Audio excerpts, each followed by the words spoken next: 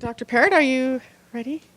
So this is Dr. Carol Parrott, who's a psychologist in Barrie? Aurelia? Brecken. And she's going to share some insights from her practice around the prevention of PTSD. Oh, it's all set. Okay.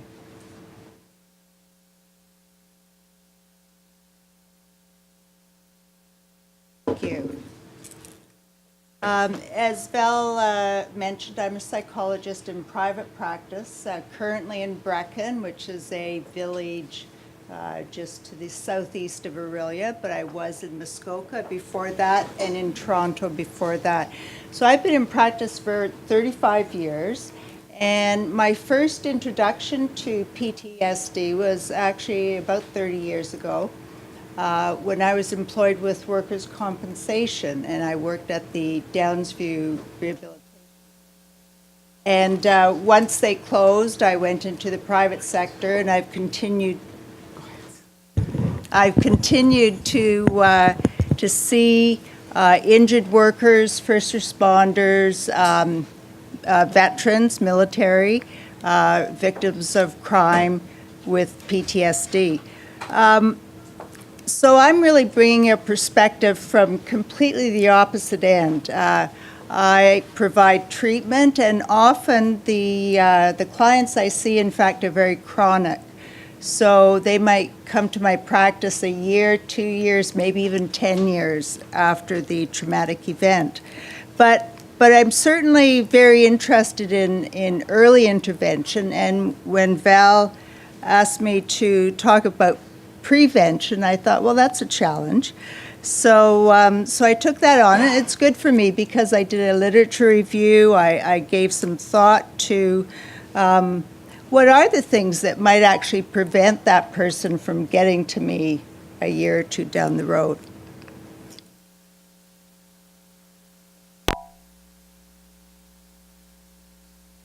Now, am I doing something? Okay, there we go. I'm going to quickly go through these stats. I thought I'd include them, though, because I think it really points to the challenges that we have and the importance of prevention. So lifetime risk of exposure to a traumatic event is actually quite high. 60% of men approximately are going to be exposed to a traumatic event in their life, and about 50% of women. And yet the lifetime prevalence of PTSD in the community is only 1 to 14%.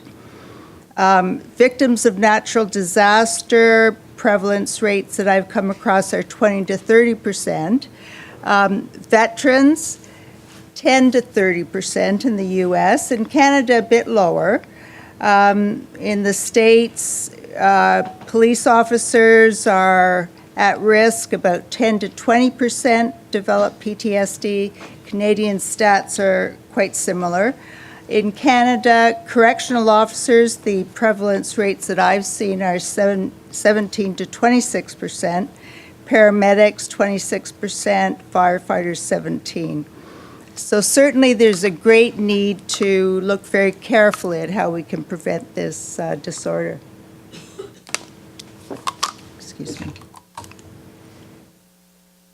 I know you've all attended workshops, read information, and know a lot about the disorder post-traumatic stress. So I'm not really going to go into that, but I did want to just highlight some of the characteristics of a traumatic situation that increases the risk, particularly for first responders, and also characteristics of the individual that may make them more vulnerable. But in fact, it's a very complex formula, and we're still learning, and there certainly is no formula to predict who's going to be vulnerable or what event is going to be traumatic for a particular person. The last few things certainly apply to anyone, but I think are particularly relevant to first responders. So human perpetrator, I don't know if these are characteristics that people have come across, but certainly in the work that I do, it's very evident that if a violent situation, for example, is perpetrated by someone versus an act of God, that it has the potential to be more traumatic. Intentional versus unintentional. Involvement of a child, I think that's number one for first responders. Grotesque injuries, that may seem self-evident, but in my work, I found that for first responders, facial injuries and facial disfigurement seems to particularly get to them. And I'd really be interested at the end of my talk if any of you have observations about some of these. It would certainly add to my understanding. Line of duty injuries, of course, or death of a colleague, it's again up there, particularly if there's been an error in judgment that's caused the injury, that creates a lot of psychological conflict. Unpredictable events, and this again is extremely relevant to first responders because, of course, their job is to take responsibility and to take control of a situation. So if they come across something that's unexpected, then that creates more vulnerability. Chaotic situations and surrealistic situations, perhaps this is characteristics you haven't come across, but again, that's related to predictability. The more unpredictable or unfamiliar a situation is, the more vulnerable the individuals are.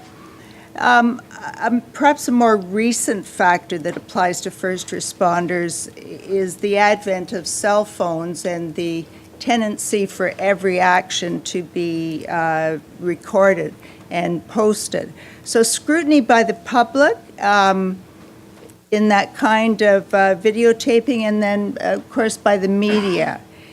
So this often can cause a secondary traumatization. So once the event is over, and especially now with internet shaming, that can go on for a long time. So that has become, especially for police officers, that's become really a high-risk factor. And particularly with first responders, we now recognize that repeated exposure is certainly a risk factor. And that's because it causes a process that we call sensitization. So the reactivity actually increases rather than decreases with exposure.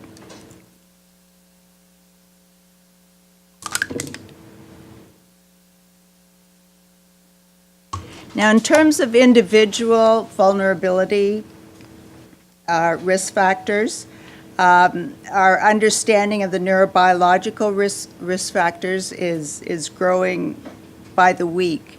When I did the research, it was interesting to me that now we recognize that one's genetic makeup actually accounts for about a third of individual vulnerability, and that's different from when I first started. So our understanding of genetics has, and the way that it's a risk factor is certainly important. And the genetic element that's of most relevance here is to do with consolidation of fear memories and fear conditioning, in addition to an individual's autonomic reactivity. So those two things have become really the primary focus of vulnerability. Of course, it's been well recognized for quite some time that pre-existing psychiatric disorders increase individual vulnerability.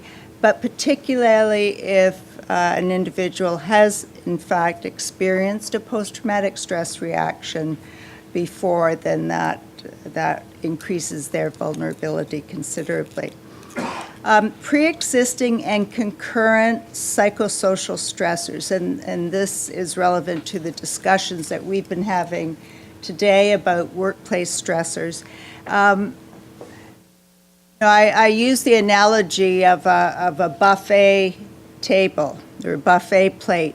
Our psychological coping resources are finite. They're not infinite. And this is relevant to cumulative exposure.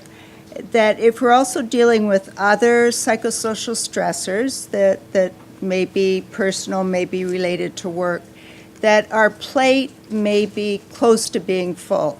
And if we add one more stressor, and particularly if it's a traumatic stressor, then that's when things may fall apart.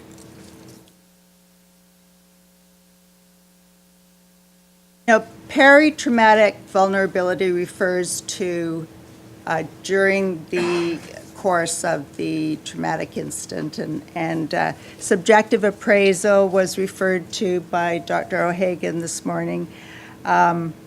Cognitive dissonance, degree of control during the event.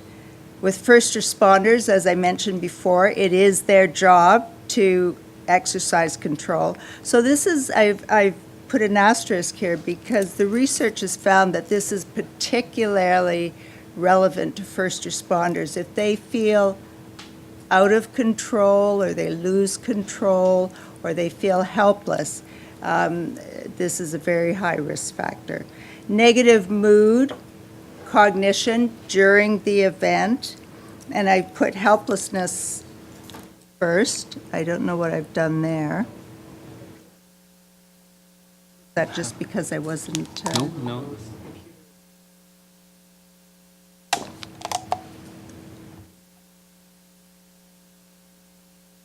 Negative mood cognition, I put helplessness first. Certainly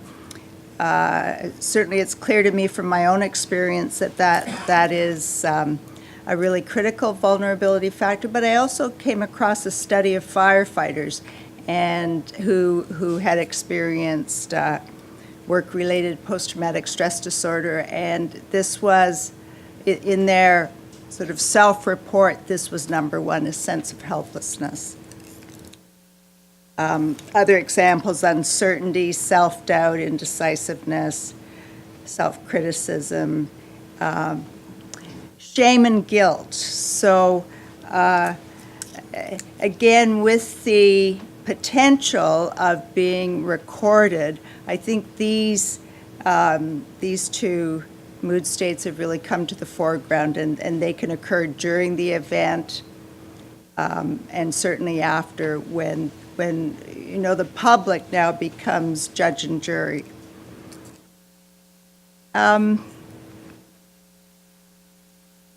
very important risk factor is the psychological symptoms that someone may experience, such as anxiety or dissociation, which is an alteration in perceptual state, feelings of unreality, alterations in time.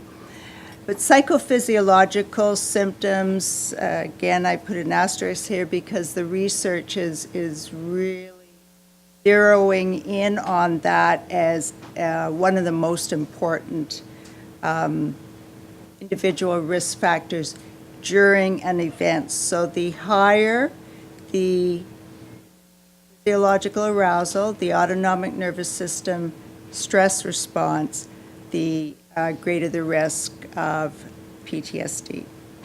And I'm really talking about these things because I feel if we're going to talk about prevention, we really need to understand what the risk factors are. And then post-traumatic vulnerability. Since post-traumatic stress disorder may not develop immediately, it can be delayed. And we're all well aware that psychosocial support has been the number one protective factor. In the workplace, I think this maybe becomes a little bit more complex because it's not just peers and supervisors and management being friendly. So there are different types of support, and there are certainly different types of very subtle lack of support. So in our workshop, we were talking about things like stigma. And stigma can occur from gossip, which may seem innocent, but in fact can create an environment where there's potential for a traumatic stress reaction. So labels, stigma, self-support. So I mentioned self-criticism after the fact.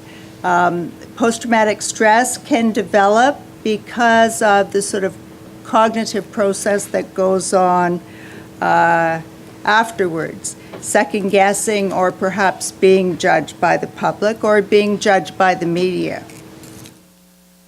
And the number one risk factor for developing post-traumatic stress disorder is developing acute stress disorder, which is during the first month after a traumatic event. And the statistics, the risk of developing PTSD, if one is diagnosed with acute stress disorder, range from 50% up. So it's a very high risk. The good news is that there's also a healthy percentage of people with acute stress disorder who do recover spontaneously. So it's not, it's not a sentence.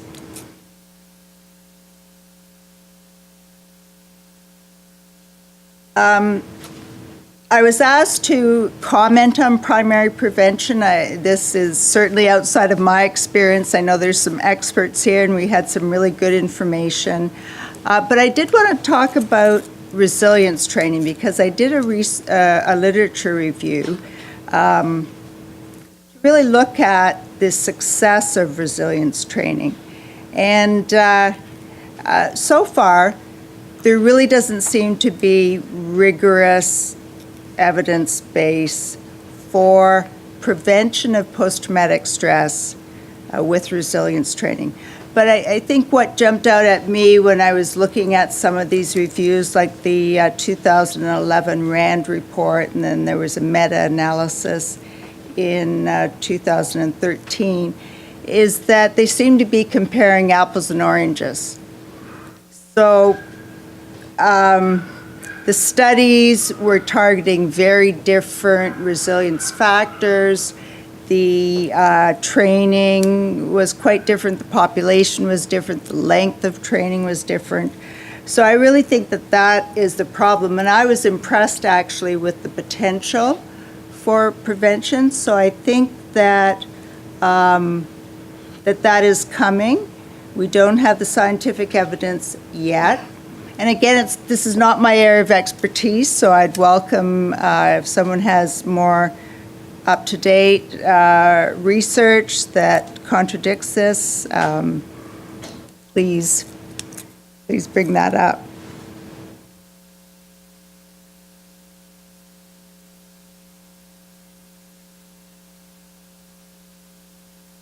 I think this just speaks to the reviews that have been done, and as I say, the training programs vary so considerably, and it seems to me that resilience training has to be culture specific. So it really is difficult to compare the different programs. I don't know if anyone here is familiar with Dr. Judith Anderson. I just came across her work when I was looking at the literature. She works at U of T, and she and colleagues partnered with a Finnish police university, and they've been working with police specifically, looking at resilience training, and their model, they really call it mental preparedness, and they highlight 3 elements: psychoeducation, which I think is characteristic of all the programs, but they also include, I think it is really a key component for success, and that's practice-focused skills training. So they don't just train the skills, but they make sure that there's opportunity to implement these skills repeatedly. And I feel that's absolutely necessary. It's related to the concept of overlearning. We may know how to handle black ice when we drive, but until we actually are in the situation, it's a very different experience. So having the opportunity to put those skills into effect in either simulations or work experiences allows it to become an automatic skill. And then there's much greater likelihood that it can be implemented under high stress.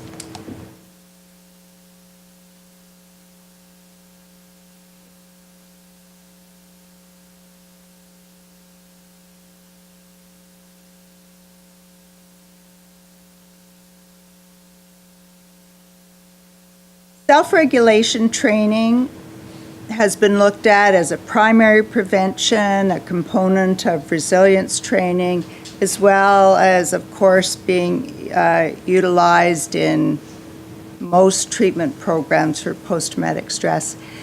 And the traditional self-regulation training has been relaxation training using diaphragmatic breathing, visual imagery, and progressive relaxation, which is focusing on muscle tension and release, as well as mindfulness meditation and yoga. So those are the traditional approaches to training. But more recently, heart rate variability training has become a focus of stress researchers and also athletic peak performance. So heart rate variability is, not sure if people are familiar, I don't want to go into a lengthy discussion, but it really is a window into the functioning of our autonomic nervous system. It's largely under the control of the autonomic nervous system. It's affected by many things, but it's particularly impacted by stress and anxiety. And one of the more recent findings with the post-traumatic stress research is that people with post-traumatic stress disorder have depressed heart rate variability. And it's independent of their fitness level, which I find quite surprising and really interesting.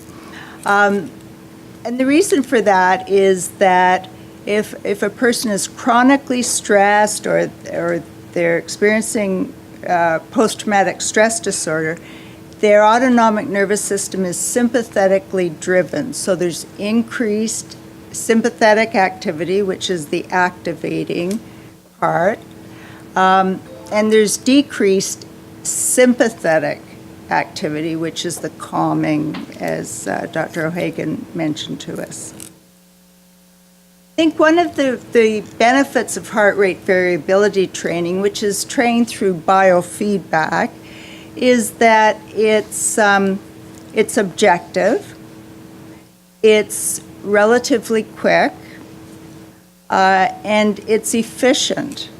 I've incorporated biofeedback in my own practice, and I found that it really appeals to first responders and to veterans. Because it is more objective, we're dealing with charts and graphs and numbers, and they're able to see their success. So you get that feedback about whether you're achieving the end goal. For anyone who does mindfulness meditation or yoga, you know that it takes some commitment. I mean, you have to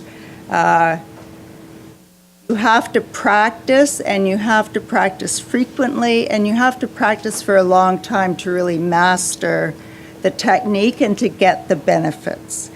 So even though I fully support it as an additional goal, I think that we need other more direct and more efficient techniques to help people, both in terms of resilience training, but also following a traumatic event.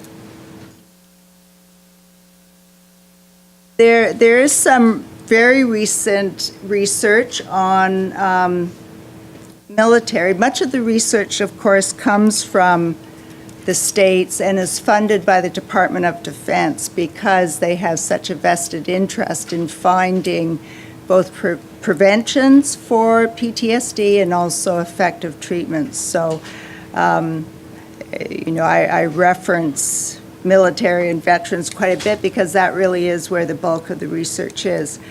But I was saying some very recent studies, several studies, found that heart rate variability may actually be a predictor of post-traumatic stress. So this is really exciting, I think. So in these studies, heart rate variability was measured pre-deployment, and then following deployment, of course, mental health symptoms and post-traumatic stress symptoms were measured. And in those few studies, heart rate variability prior to exposure was correlated. So this is a really interesting new area, I think, that we'll be going in the direction of.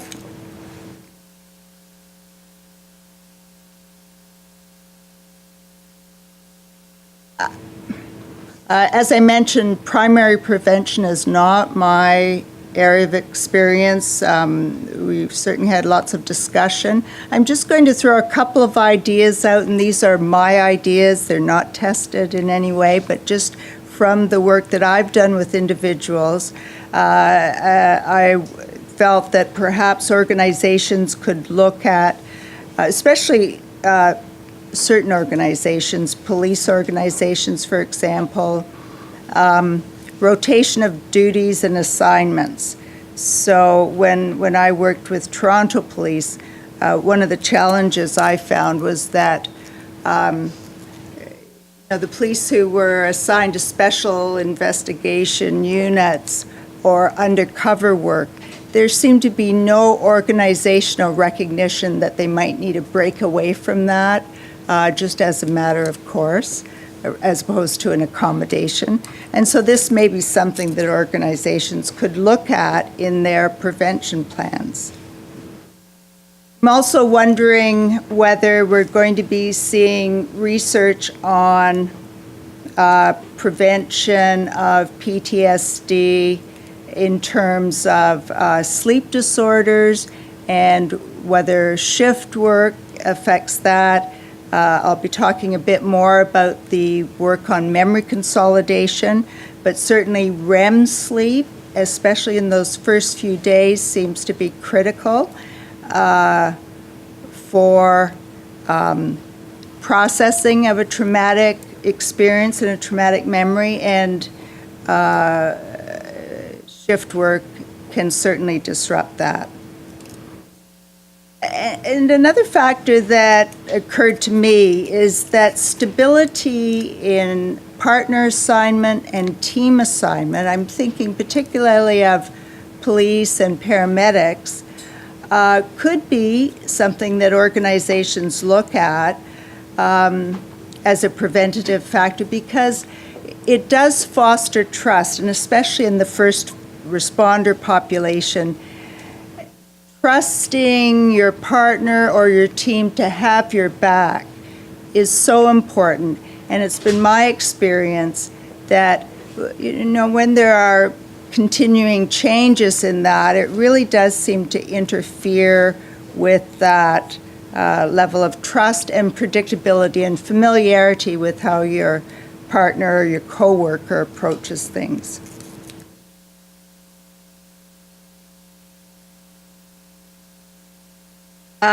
No one today has mentioned critical incident stress debriefing. I did debriefing myself probably 20 years ago in Toronto. So it was good for me to review the research, the recent research. I no longer do that. And clearly there's been a change in attitude. And the controlled studies, I think, are very clear now that critical incident stress debriefing does not prevent PTSD. Now, I'm not really in touch with some of the emergency services. I don't know if they're still using that, but it certainly is not supported in the literature. And in fact, some of the studies seem to suggest that it may actually interfere with natural recovery and increase risk of PTSD, which is interesting. I think the peer support component is still widely in use, and I feel that has a beneficial effect. And although I couldn't find any research that particularly looked at that in terms of preventing PTSD, I think that's just part of the whole package of workplace health and providing psychosocial support. Don't want to talk too much about medications. Again, it's not my area. As a psychologist, I don't prescribe. But as I was looking through the preventative literature, I thought it was quite interesting that SSRI antidepressants, which are in fact the #1 medication prescribed for those who have PTSD, may be contraindicated for very recent trauma. So in those first few days or week after a traumatic experience, when the traumatic memory is being consolidated, and I understand from the neuropsychology that process actually can take hours or days, and that serotonin, in fact, interferes with traumatic memory consolidation. So a serotonergic medication may actually be detrimental. There is, as far as I'm aware, one drug that's been approved by the FDA to target sort of an immediate response to a trauma. I think it's pronounced agomelatine, I may be wrong, which blocks serotonin receptors. I haven't come across that use of that medication in Canada. I don't know if it's approved here. I think there are ethical issues administering a medication after trauma, but we'll see where that goes. Beta blockers, of course, have been used, certainly in Canada, after a traumatic experience to try to tackle that physiological arousal. But beta blockers are also in use for treatment of post-traumatic stress during exposure to reduce the anxiety response. Cognitive behavior therapy is, as I'm sure many of you are aware, the most evidence-based treatment for PTSD, and brief CBT it certainly has some encouraging support for to use as a secondary intervention in that very early period, the first days or weeks or month after a trauma. The research suggests that if someone has developed acute stress disorder, then the CBT must include exposure to be effective. And self-regulation training is certainly important in those days after a traumatic event.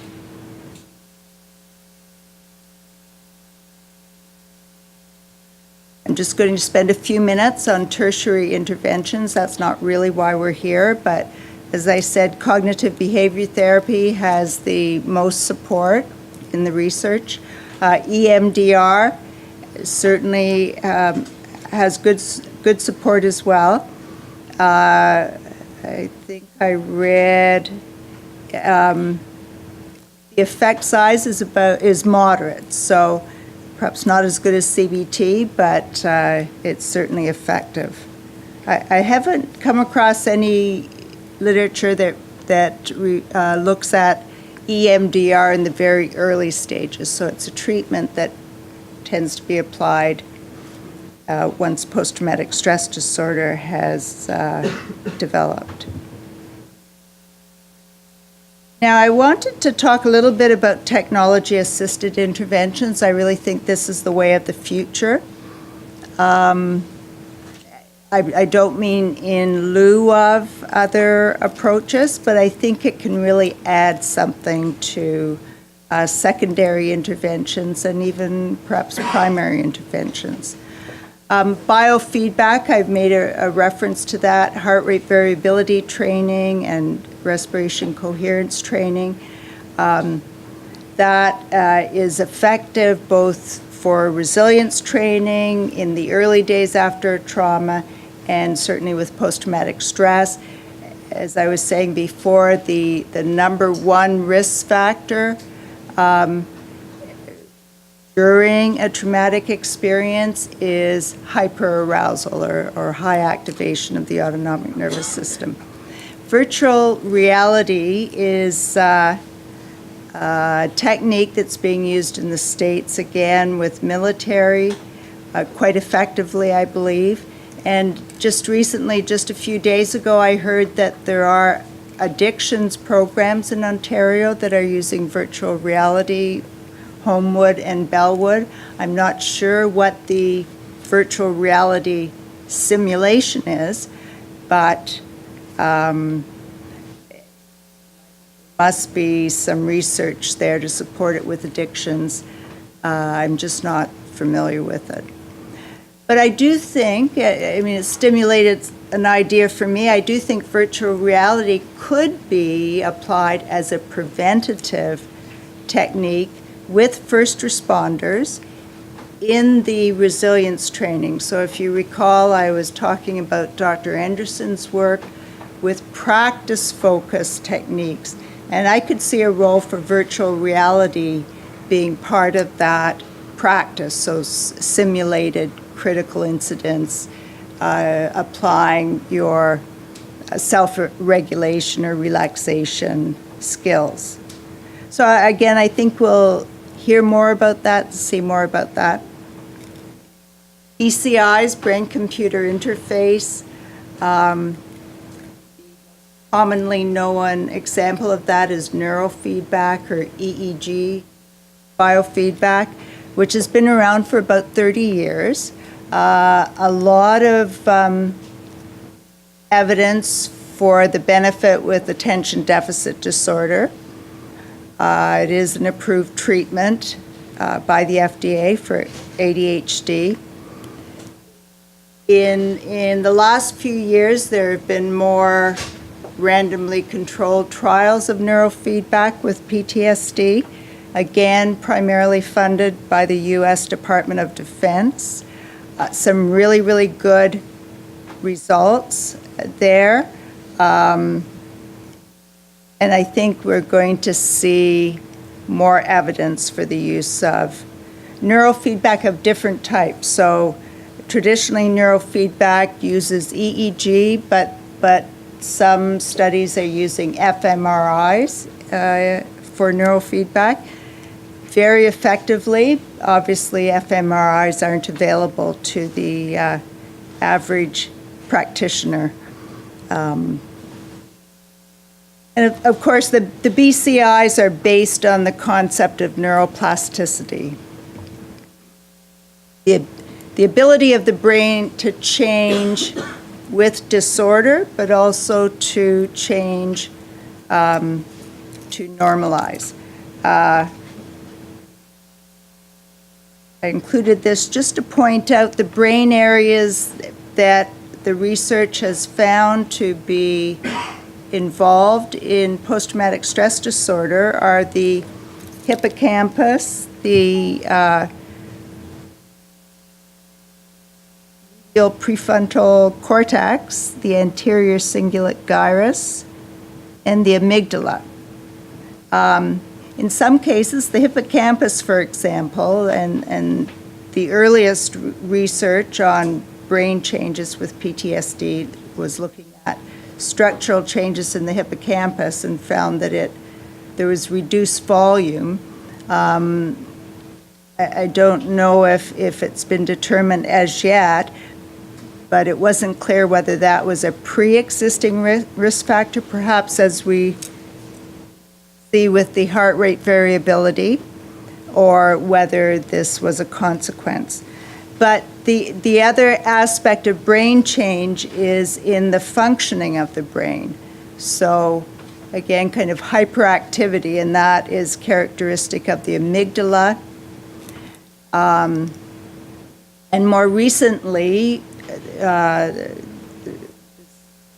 there's some ongoing research that the Canadian military is doing with sick kids, looking at, they're using a new neuroimaging technique, magnetic encephalography. All right, yes, that's right. And so they're looking at communication between different areas of the brain, and they found that with the soldiers, with PTSD, there's hyperconnectivity between the amygdala and the prefrontal cortex. So they're over-communicating, so to speak.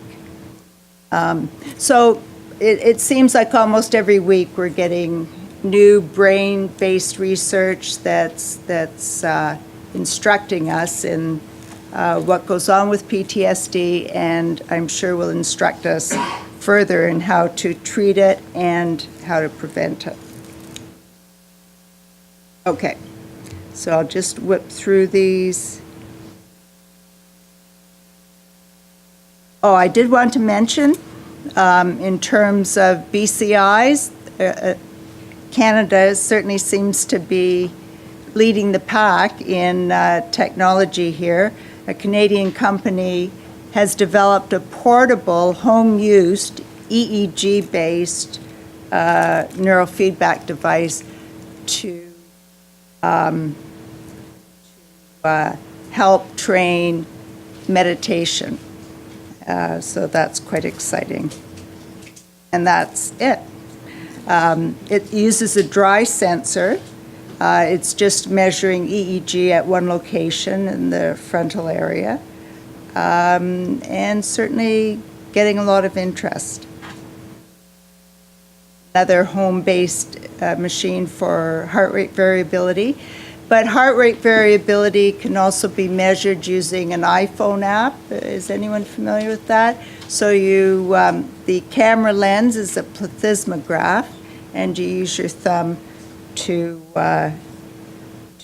measure your heart rate variability. And before I finish, I just want to add that I believe we also have to think about, in prevention of PTSD, we have to think about prevention of relapse. As the minister said this morning, for many people it is a lifelong disorder. It's most certainly a chronic disorder. And what happens after return to work is as important as what happens in the early days.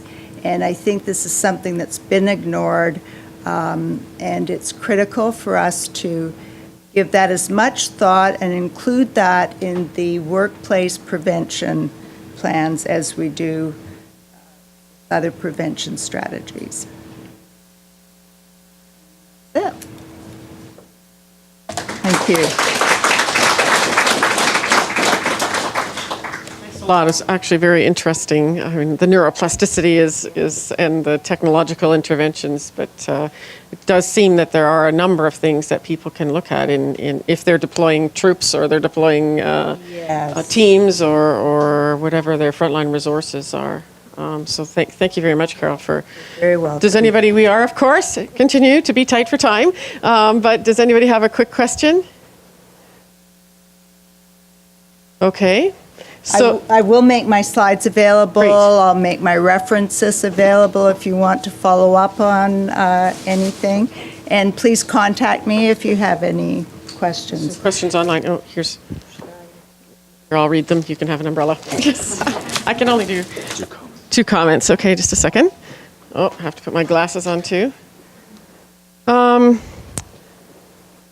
So I think, yes, that one of the points which we alluded to when we were talking about the PSHSA, but it's that there are it's not just military, police, and firefighters who experience trauma in their work, and that healthcare workers of all kinds, education workers that we've heard about today, and other frontline social service workers face the same risks. Maybe, not as frequently, but in some cases in their situations, and the corrections workers as well. So that's all. So, I'm not really understanding this last one. And we need to look at CIS practice a lot more, as this is someone who knows from another psychologist who specializes in PTSD, that some processes in the workplace, if not led properly, can increase the incidence of PTSD, which I think you made reference to with respect to even the ability to control your environment, trust your peers, and never mind how healthy or how much sleep the individual has had in responding a number of different things, that organizations can make a difference, which is what we're all trying to help where we can.